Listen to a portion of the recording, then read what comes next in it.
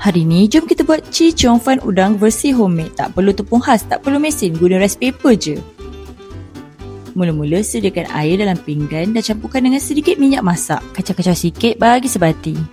Ambil sekeping rice paper, rendam sekejap dan letakkan di atas papan. Jangan rendam lama sangat, nanti rice paper mudah koyak bila digulung.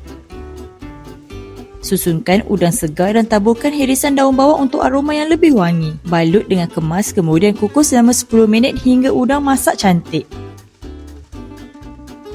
Memang wangi bau bila dah masak tu. Next, jom kita buat sos pula. Campurkan kicap cair, karamel masakan, sos tiram, minyak bijan, air dan serbuk perasa.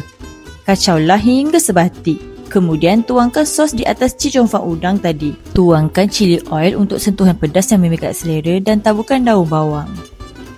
Okey, dah siap Chee Cheong Fun udang homemade yang lembut, juicy dan sos yang padu. Sangat senang nak buat resepi ni. Selamat mencuba. Ingat makan, ingat rasa.